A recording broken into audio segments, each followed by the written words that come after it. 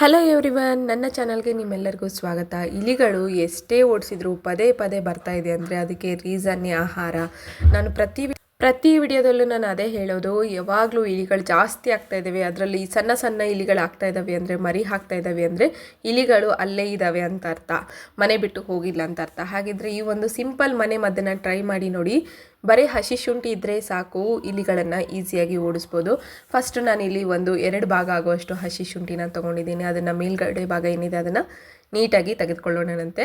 ಅಂದರೆ ಒಳಗಡೆ ಏನಿದೆ ಅದನ್ನಷ್ಟೇ ಯೂಸ್ ಮಾಡ್ಕೋಬೇಕು, ಸಿಪ್ಪೆ ಏನಿದೆ ಅದನ್ನು ತೆಗಿತಾ ಇದ್ದೀನಿ.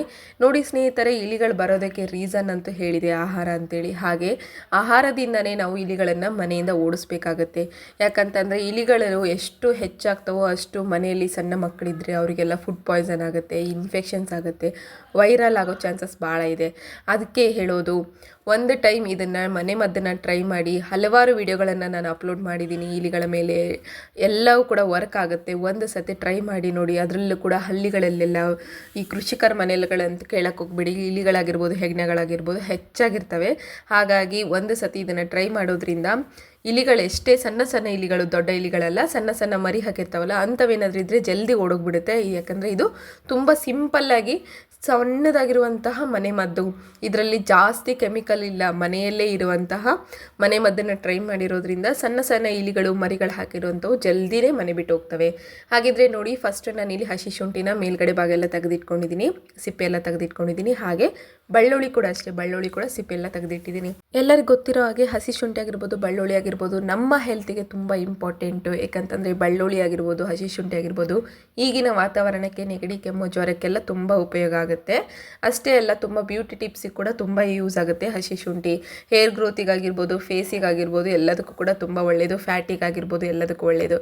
ಹಾಗೆ ಇದು ನಮ್ಮ ಇಲಿಗಳಿಗೂ ಕೂಡ ತುಂಬ ಇಂಪಾರ್ಟೆಂಟು. ಯಾಕಂತಂದರೆ ಇದರಲ್ಲಿರುವಂತಹ ಹೆವಿ ಖಾರ ಅಂದರೆ ನಮಗೆ ತಡ್ಕೊಳಕ್ಕಾಗೋದಿಲ್ಲ, ನಮ್ಮ ನೆಗಡಿ ಕೆಮ್ಮನ್ನೇ ಓಡಿಸುತ್ತೆ ಅಂತಂದರೆ ನೀವು ತಿಳ್ಕೊಳ್ಳಿ. ಇದರಲ್ಲಿರುವಂತಹ ಒಂದು ಹಸಿ ಶುಂಠಿಯಲ್ಲಿರುವಂತಹ ಬೇರೇನಿದೆ ಅದು ಇಲಿಗಳಿಗೆ ಹೋದರೆ ಹೊಟ್ಟೆ ನೋವಾಗುತ್ತೆ. ಅಷ್ಟೇ ಅಲ್ಲ, ಇದರಲ್ಲಿ ಮೇನ್ ಇಂಗ್ರೀಡಿಯೆಂಟ್ ಏನಪ್ಪ ಅಂದರೆ ಕರ್ಪೂರ ನೀವು ಹಾಕಿದರೆ ಸಾಕು, ಇಲಿಗಳಿಗೆ ಹೊಟ್ಟೆ ಏನಿದೆ ಉರಿಯೋಕ್ಕೆ ಸ್ಟಾರ್ಟ್ ಆಗುತ್ತೆ, ಉಬ್ಬೋಕ್ಕೆ ಸ್ಟಾರ್ಟ್ ಆಗುತ್ತೆ. ಅಂಥ ಸಮಯದಲ್ಲಿ ಈ ರೀತಿ ಮಾಡಿಕೊಂಡು ನಮಗೆ ಗೊತ್ತಾಗಬೇಕು, ಆದರೆ ಇಲಿಗಳಿಗೆ ಗೊತ್ತಾಗಬಾರ್ದು. ಆ ರೀತಿ ನಾವು ಇದನ್ನು ಮನೆ ಮದ್ದನ್ನು ಟ್ರೈ ಮಾಡ್ಕೋಬೇಕಂತ ಹೇಳ್ತೀವಲ್ವ, ಸೇಮ್ ಅದೇ ರೀತಿಯೇ ಇಲಿಗಳಿಗೆ ಕಾಣಬಾರ್ದು, ಬಟ್ ಒಳಗಡೆ ಇರುವಂಥದ್ದು ಏನಿದೆ ಅದು ನುಂಗಬೇಕು. ಇಲಿಗಳು, ಸಣ್ಣ ಸಣ್ಣ ಮರಿಗಳು ಅದನ್ನು ತಿನ್ನಬೇಕು, ತಿಂದಾಗೆ ಇಲಿಗಳು ಮನೆ ಬಿಟ್ಟು ಓಡೋಗೋದು. ಹಾಗಾಗಿ ಇದರಲ್ಲಿ ನಾನು ಹಸಿ ಶುಂಠಿ, ಬೆಳ್ಳುಳ್ಳಿ ಹಾಗೆ ಕರ್ಪೂರನ ಆ್ಯಡ್ ಮಾಡ್ಕೊತಾ ಇದ್ದೀನಿ. ಇದಕ್ಕೆ ನಾನಿಲ್ಲಿ ಹಿಟ್ಟನ್ನು ಹಾಕ್ಕೊತಾ ಇದ್ದೀನಿ. ನೀವು ಯಾವುದಾದ್ರೂ ಹಿಟ್ಟು ಹಾಕೋಬೋದು, ಮೈದಾ ಹಿಟ್ಟು, ಗೋಧಿ ಹಿಟ್ಟು ಅಥವಾ ಕಡಲೆ ಹಿಟ್ಟು ಅಥವಾ ಇಲ್ಲಿ ಜೋಳದ ಹಿಟ್ಟು ಕೂಡ ಹಾಕೋಬೋದು. ನಾನು ಇಲ್ಲಿ ಜೋಳದ ಹಿಟ್ಟನ್ನೇ ಆ್ಯಡ್ ಮಾಡ್ಕೊತಾ ಇದ್ದೀನಿ. ಜೋಳದ ಹಿಟ್ಟು ಹಾಕೋಣದ್ರಿಂದ ಏನಿದೆ ಅದರಲ್ಲಿ ಸ್ಮೆಲ್ ಏನಿದೆ ಒಂದು ವೆರೈಟಿಯಾಗಿ ಬರುತ್ತೆ, ಹಾಗೆ ಅಟ್ರಾಕ್ಟ್ ಆಗುತ್ತೆ ಇಲಿಗಳಿಗೆ. ಹಾಗಾಗಿ ಹಿಟ್ಟನ್ನು ಹಾಕೋಬೇಕು. ನೀವು ಬೇಕಾದ್ರೆ ಕಡಲೆ ಹಿಟ್ಟು ಹಾಕೋಬೋದು. ಕಡಲೆ ಹಿಟ್ಟು ಅಂತಂದರೆ ಏನಪ್ಪ ಅಂತಂದರೆ ಈ ಬಜ್ಜಿಗಳೆಲ್ಲ ಮಾಡ್ತೀವಲ್ವ ಅದ್ರ ಹಿಟ್ಟು. ಬಜ್ಜಿಗಳು ಮಾಡೋದೇನಿದೆ ಅದಕ್ಕೆ ಇಲಿಗಳಿಗೆ ತುಂಬ ಫೇವ್ರೇಟ್, ಹಾಗಾಗಿ ಆ ಹಿಟ್ಟಿನಿಂದ ಜಲ್ದಿ ಅಟ್ರಾಕ್ಟ್ ಆಗುತ್ತೆ. ನಾನು ಇಲ್ಲಿ ಜೋಳದ ಹಿಟ್ಟನ್ನ ಹಾಕ್ಕೊಂಡಿದ್ದೀನಿ. ನೋಡಿದ್ರಲ್ಲ, ಈಗ ಉಂಡೆ ಮಾಡ್ಕೊಂಡು ರೆಡಿ ಮಾಡ್ಕೊಂಡಿದ್ದೀನಿ. ಈ ರೀತಿ ಉಂಡೆ ಮಾಡ್ಕೊಂಡ್ಬಿಟ್ಟು ನೀವು ಹೆಗ್ಣಗಳಿದ್ರೆ ಏನಿದೆ ಇಷ್ಟು ದೊಡ್ಡ ಉಂಡೆದು ಒಂದು 5 ಭಾಗ ಮಾಡ್ಕೋಬೇಕಾಗತ್ತೆ. ಸಣ್ಣ ಸಣ್ಣ ಇಲಿಗಳು ಅಥವಾ ಇಲಿ ಮರಿಗಳು ಇದ್ದರೆ ತುಂಬ ಸಣ್ಣ ಸಣ್ಣ ಉಂಡೆಗಳನ್ನು ಮಾಡ್ಕೋಬೇಕಾಗತ್ತೆ. ನೋಡಿ, ಜಾಸ್ತಿ ಏನು ಬೇಕಾಗೋದಿಲ್ಲ, ಒಂದು 10-12 ಆಗ್ತವೆ.